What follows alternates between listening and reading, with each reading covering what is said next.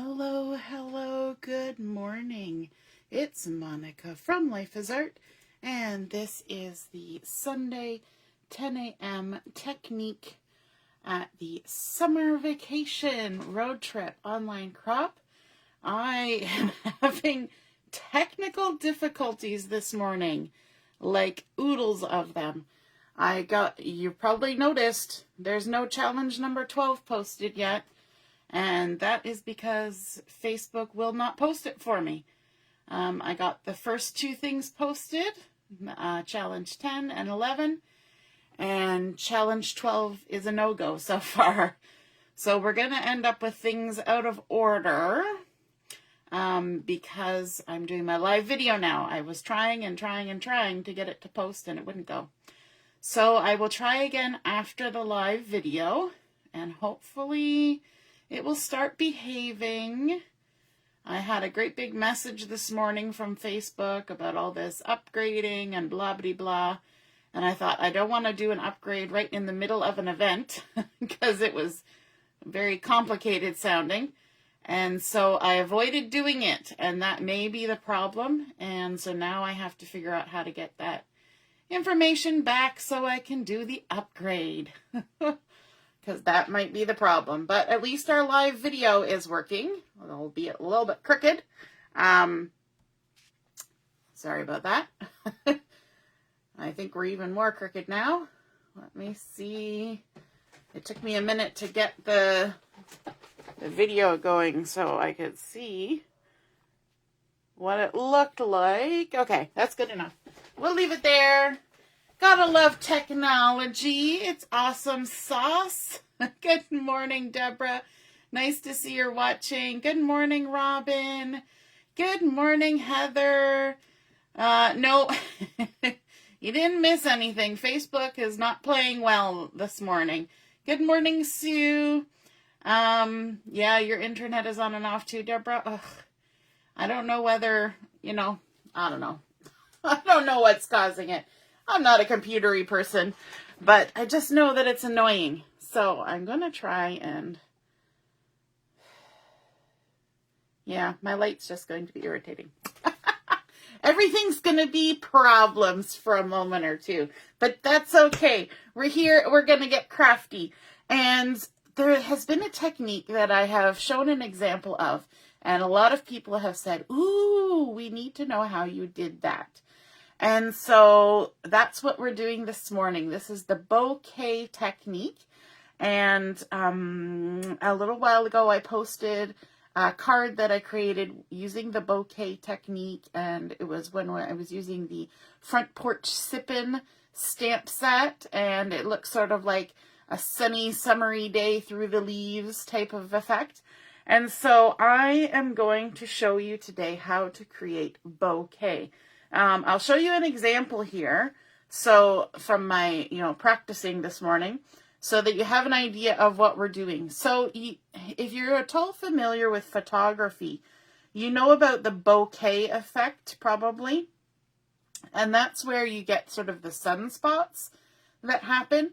But we can create that sort of same feel. It can also kind of look like glitter. You know how people take pictures of glitter and they put it slightly out of focus and everything looks sort of circly and on top of each other? So that's what we're going to try and create today with our inks. And I'm just using regular ink. I'm not using fancy ink. So I am using 3 different colors for my base. I'm going to be using Harbor ink. And I've got my blending tools here because we're getting inky. I'm going to be using Glacier ink, and I'm going to be using Lagoon. Now, if you are somebody who remembers colors, these are the exact same colors that I used when I did the technique on the Writing in the Sand stamp to create that watercolor look with the water brush. So these are the exact same colors. So I thought I would show you a different technique using the exact same colors, creates an entirely different look. And we're going to be using one of the new stamps from the catalog. Where did I put it? And it's a cute little tiny stamp. It's called More People Like You. And it's just this cute little circle. And it says, the world needs more people like you. And I thought, because the bokeh effect kind of creates circles, I thought having a stamp that was also circular would be kind of nice and very simple, but really impactful on a card made with this technique. So we're going to use that to create my stencil, because that's what I'm going to be doing. I'm going to be creating a stencil to do the bokeh effect. I used my circles thin cuts, and I used the two smaller ones. So the very smallest one and then the next one up. The third one I'm using to cut out a circle. Oops, I just dropped it on the floor. The third one, the middle one, I'm going to use to cut the circle for my sentiment. Okay, and I've just dropped that on the floor, so I'll pick it up in a minute.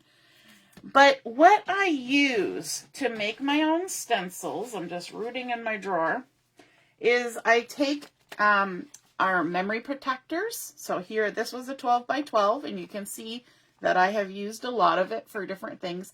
I love using our memory protectors because it's so sturdy. I love using them for, instead of acetate in shaker panels, especially if you're doing a weird shape and size that they don't sell acetate for. And it also works to make stencils. Now they're not, because memory protectors are more flexible than acetate, you can't do things necessarily that are too intricate with little bits and pieces. Like if you couldn't cut out, say, a very intricate leaf design or something, because what would happen is when you used your blending tool on it, it would grab the little pieces and flip them over, because it's not acetate, right? It's more flexible. But what I do is I take a sheet of the acetate, and I think I cut this at 4 by 5 or something. And then before I put it through my die cut machine, I take a piece of cardstock and I put it underneath it. And then I lay my dies on, and you'll notice there's one other one here. I'll tell you about that in a second.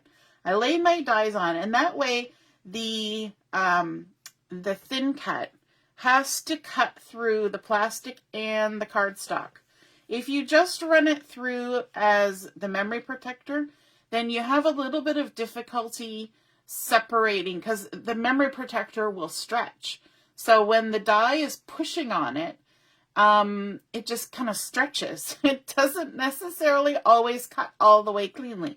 But if you put a layer or even 2 layers of cardstock underneath it, it has to also cut through the cardstock, and that helps to make it cut through the memory protector. Okay, so that's my little tip for doing that. And then you'll notice this tiniest little one over here, and that was created very fancily with my 700-year-old hole punch that is completely falling apart. And you know, it's lost a lot of its pieces because I've had it since I was a teenager. So that's what I used to create. And again, I punched right through the cardstock to help it cut nice and clean and to create that smallest little hole. Okay, so that's where we got our stencil from for doing this. Now, there are probably companies that have created stencils that could work for this. You know, anything that has multicolored circles. And we do have a few of those stencils that have not multicolored, multi-size circles. There's my little circle that I cut out for my sentiment that I just grabbed off the floor. It's a great day so far. We're doing good. And so this is how I've created my stencil. But the first thing we need to do is we need to get some ink on paper. So here I have a piece of white daisy cardstock, and I have cut this one to 4 by 5 1/4, so it's going to fit on a card front. Now you can do this technique on any size, right? It's just learning the technique, and for me, showing you on a card takes a lot less time on a video than if I was to do it on, say, a whole layout. It would just be a little bit too much. You would get tired of watching me ink. So we're going to start with our lightest color first. That's important to remember. always start with your lightest color first, which is my Glacier. And I've got my mini ink blending tool loaded up here. And if I place my my ink pad in just the right spot, it cuts down on some of the glare. That's what I'm working on here. The other tip I have is that if you have a scrap piece of scratch paper or cut-offs of cardstock, you can use that to hold down your piece that you're inking once you get a bunch of ink on here. Because if you keep moving it and touching it, you're going to get ink on your fingers, and then you're going to end up with inky fingerprints where you don't want them. So have a little piece of scratch paper off on the side. All right, so let's start with our Glacier, and we're just going to do our normal technique. We're going to tip our blending brush a little bit, and we're going to start circling before we touch our paper, and we're going to come in from the side, and we're just going to lay down some ink. And you got to kind of think about this. We're going to kind of try and make that sort of bokeh effect. So we want to have, you don't want to just have a square of color, right? You want to have it kind of moving and grooving around, just like it would if you saw, you know, light through the trees or a galaxy in the telescope. You know, nothing is ever straight and in one place. It's all kind of moving and grooving. So you can just keep inking to your heart's content until you have as much or as little color as you want. I tend to go light with my lightest color because that's what's going to give the lightest bit of your finished product. And then I'm going to come over here. I'm going to come in from the other side. So I'm going to put this down here so I don't get any ink on my fingers. And we'll just kind of come in from this side. We're going to kind of make a swath of the lightest color coming across. But you notice because I'm starting at the side every time, it gets lighter as I get towards the middle, right? I get more ink down on the side, and then it gets lighter toward the middle. And that's kind of good. That's kind of the look that we want, because we want it to have those bright spots in the center. So you just keep adding as much as you want. There's no rhyme or reason to how much. It's your own feel and opinions. So then I'm going to switch to the Lagoon. And you will notice that there's some ink on my Versamat. So if you don't want that ink to be picked up and moved into your project, you can just take a wipe and wipe that off. And you can dry it off even if you don't want it to pick up any moisture. And just keep your work surface kind of clean in between doing sections, right? So that you're not grabbing too much ink of other colors. Because that's one great thing about the all-purpose mat. I think I called it a Versamat. The all-purpose mat is the ink does sit there. So as you're coming in from the side and coming in from the side and coming in from the side, it does actually sweep some of that ink back onto your project. Whereas if you have a piece of paper underneath, it will work to keep your work surface clean. But the ink that lands on it stays there, right? It soaks in. So yeah, that's a nice little tip to know, that the all-purpose mat does that. Lisa says she likes her inks when they move and groove. Don't we all? All right, so now I'm going to kind of go from lighter to dark over here. So I'm going to add some of the Lagoon next to my Glacier and get some of that on there. And you can kind of blend right into the Glacier once you get some color on there. I got a few little circles happening, but that's okay. The more ink you add, the less the circles will show. And you know what? Our end product is we're putting circles on it. So, you know, this might be a good technique to learn if you're new to ink blending, because, you know, in the end, there are going to be circles on it. Right? It's all good. So there we go. Get some of that on there. Sometimes when I'm doing this, eventually my hand cramps up. You got to do a little bit of hand stretches. Okay, so let's turn around and we'll add some down here. So you can see I'm using that extra piece to keep my fingers out of the inky goodness. And let's see, we'll add some over here. I'll move this a little bit farther.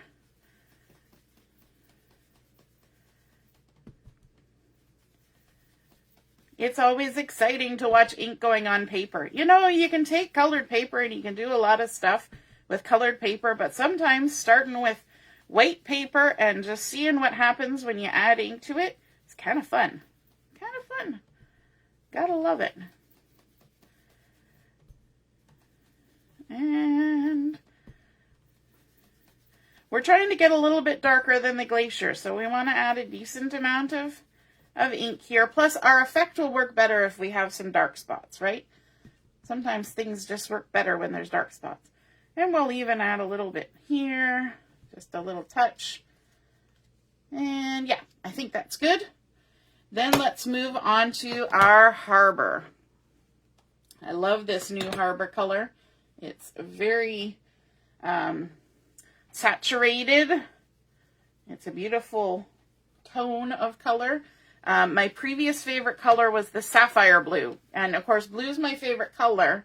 So whenever they come out with blues, I'm like, ooh, that's my favorite. Ooh, that's my favorite.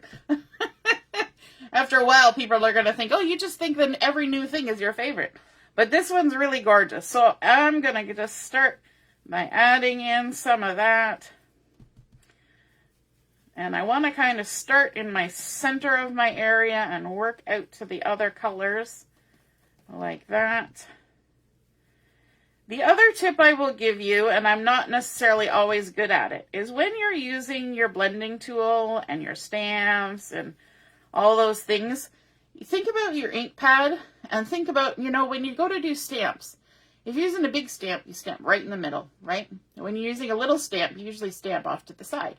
And so I find with the blending tool, I tend to like always kind of grab from one corner, but it's good to kind of mix it up so that you're kind of pulling ink from all different parts of your ink pad, right? Not playing favorites. When I'm trying to go in a hurry like I am this morning, then I don't always think about that, but I need to pull it from other places. And we just keep blending all the colors. And you want to get some nice deep blue on this one. Sometimes the more pressure you put on there, the deeper the color will be. And let's see, we'll turn it around. We'll add some over here. I think these three colors play very nicely with each other. There are some ink colors, and this is why you always kind of practice. There are some ink colors that don't play well with each other. And I've taken classes on color theory when I was doing watercolor classes and things like that. And there's reasons why. And I probably couldn't tell you what they all are. But the best thing is just to play with your inks, right? If you play with your inks, then you will find out, oh, those two don't mix well. Like there's some reds and yellows that don't mix, you know, and there's some other ones. So one good way to know if your colors are going to kind of play well together is to look and see what color combinations head office puts into paper collections. Quite often that gives you a good idea of the colors that work well with others, right? The ones that play. It's like getting a report card. Does not play well with others. We even have that with inks. Does not play well with others. So I'm just going to add another little bit over here. And then if you want, you can even mess around with it even more. You can go back to other colors. I'm going to add a little bit more of the lagoon in this spot. Like that. Just like that. That's it. I'm done. If you play around too much, you can be here all day, right? So let's clean this up a bit. It's always good to clean, even though I'm the person that says, I don't need to clean your stamps. It's always good to clean, right? I don't like to clean my house either. But now here's the magical part. Let's move these out of the way. Let's bring in our stencil, and this is what we need for this. We need our White Daisy ink. And this is where the magic happens. And this is a pigment ink. And so it's a little bit different. These ones are dye inks, and this one is a pigment ink. Now, if you ever feel worried that this ink is going to do anything, you can always take your heat tool and you can kind of give it a little bit of a swoosh, a once over with the heat tool. Yes, Robin, this is a gorgeous color combination. And when you're doing a bokeh effect, you definitely need to have some color variation, and you need to have some very intense dark color, because that just makes the effect look all the better. And you can even bake it on the back side because that helps it from being too curled. If you bake it on both sides, there we go. And then let it cool off for a minute. Just give it a moment to cool, because we just got it all hot and bothered.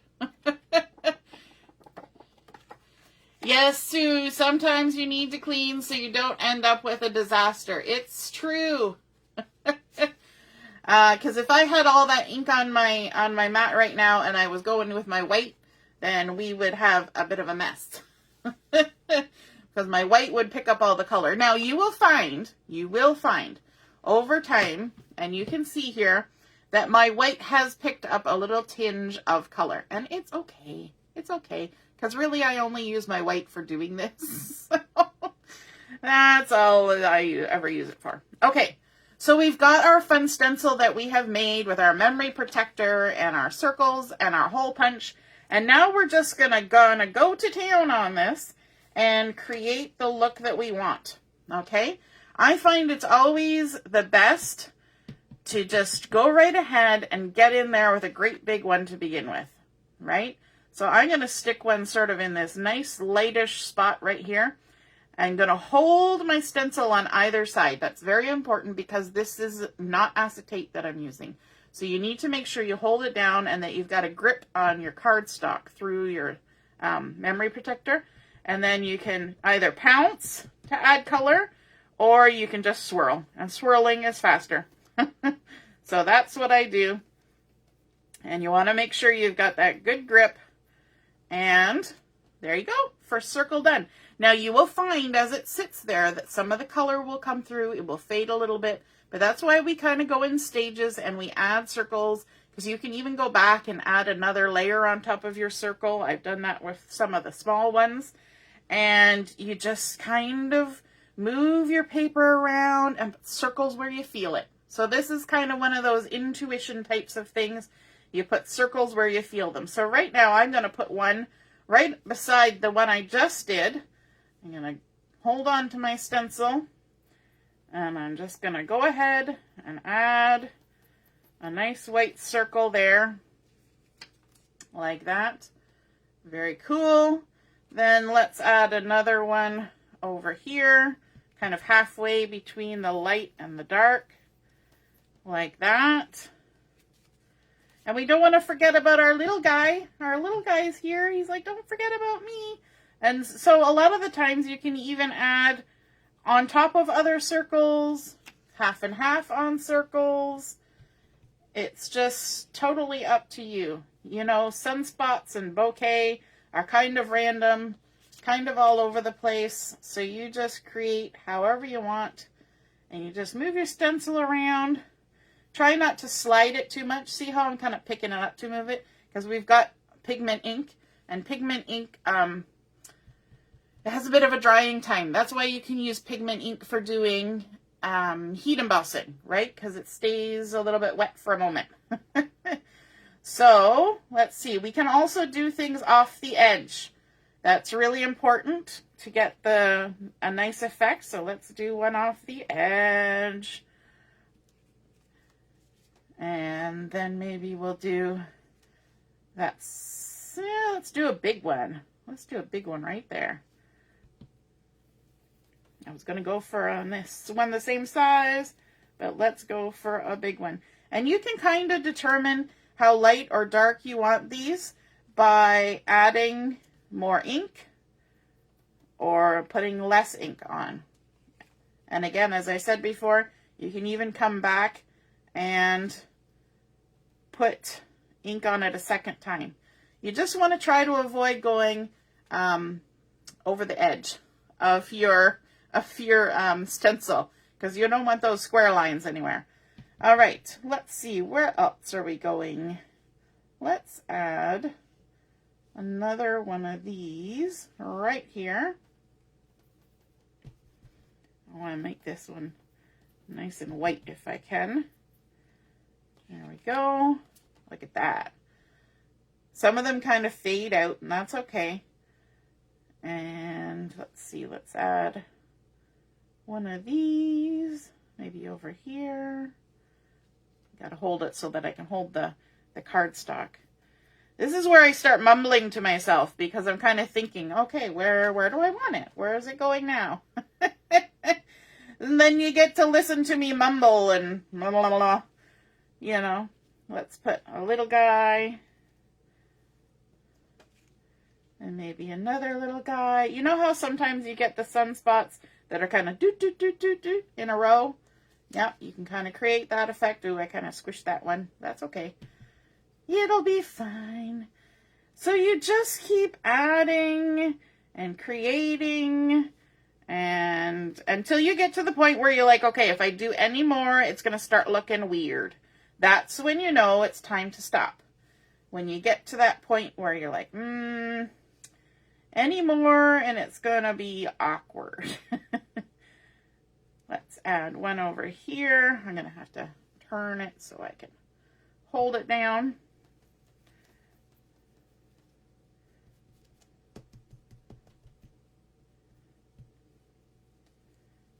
This one's on the edge. You have to be careful about the ones on the edge, because they want to grab onto all sorts of things. And let's get some more little guys in here. We don't have enough little guys. Here's a little guy. So how are you liking it? Are you getting the idea of this? Are you saying, I can try that? Totally can. And if you don't have a memory protector that you want to chop up, and you don't have a stencil that you can use, you can cut out of paper too. It just won't, like this one I could use, 100 times. Paper, you could use it for 1, maybe 2, and then it would get too beat up from the ink blending, right? So you just have to keep that in mind.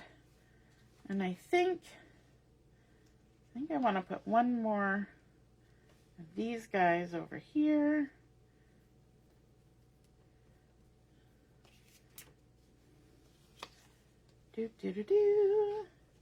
Now we need some little guys. There's a little guy.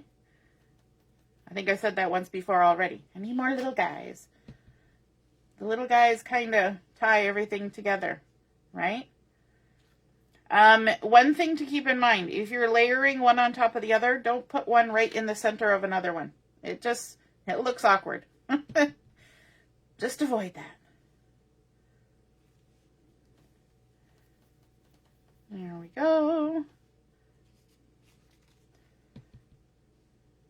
And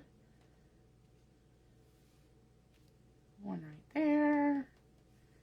Okay, I'm going to stop there for now. It might not be done, but that's where I'm going to stop, because, I could sit here and play all day. And you guys don't need to watch me play all day. All right, now I'm going to set this aside, because that pigment ink needs a chance to do its thing, right? So I'm going to bring in the one that I did earlier. I'm going to move my all-purpose mat out of the way, because I've got ink and all sorts of things happening on it. So I'm just going to shift that over here and bring in my all-purpose mat so we can continue making our card. I've got one of our white cards and envelopes base value pack thingies. A card base. That's what I've got. Scored in the center. There's a bump side. Always fold the bump side to the inside. And then we're going to add a piece of Harbor cardstock. And I cut this one to a little bit smaller than the card base size. So this is 4 by 5 and a quarter. something like that. I don't know. Somewhere in between. Let me double check. 4 1/8 by 5 3/8. That's what I did. I knew it was a little something in between because the other one was the 4 by 5 1/4. This is the in-between one. So this is the one we created earlier. You can see from turning it around on the all-purpose mat, it does pick up ink on the back, but that's okay. I'm just gonna stick it on a card anyway. Gonna add one extra little strip there. Just because I did use the heat tool on it, so it does have a little bit of, movement in the cardstock. But also just because of all the ink on the front, as the ink kind of dries and does its thing. Hopefully I'm not making a mess of it, trying to get this backing off. As the ink dries and does its thing, then it kind of settles. And I'm just trying to decide how I want this. I think I want it like this. Sometimes you gotta just rotate it around because you know what? Your eye will see how your brain wants to look at it, right? Just because you made it one way doesn't mean in the end that that's the way it's going to be. And you can see as it dries that the white will fade a bit. So if you ever feel that you need to go back and crisp something up, then just do that, right? So you set it aside, you let it dry, you come back, you see what it looks like. You can add more layers. In fact, the more layers you add, the cooler the effect, really, truly. So let's go ahead and we're going to stamp on our little die cut circle here with our very cute "The World Needs More People Like You" stamp. And I think we'll stamp it right in the Harbor ink because that's a nice color. Let's grab the little foam. Look at that, so cute. Cute little foam. There's a whole set of little stamps like this in the new catalog. They're so cute. Such gorgeous stamps. And you can make really cute cards with these. And the sentiments are just lovely. The world needs more people like you. Like, who wouldn't want to get a card that says that?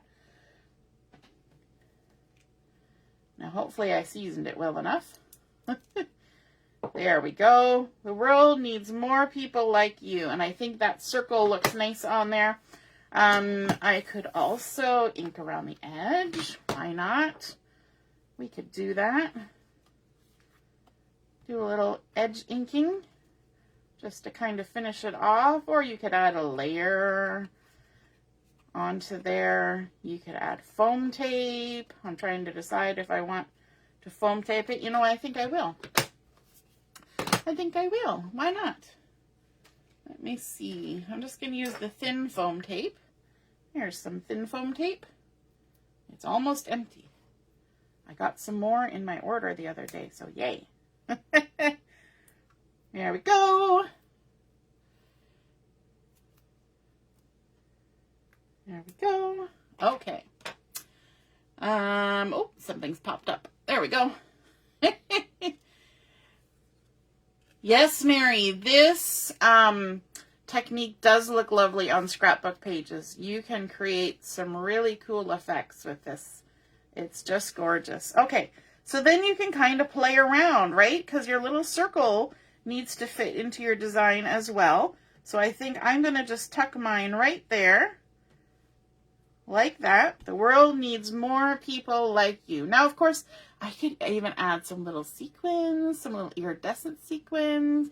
I could add some little stickles. Marilyn, thinking of you.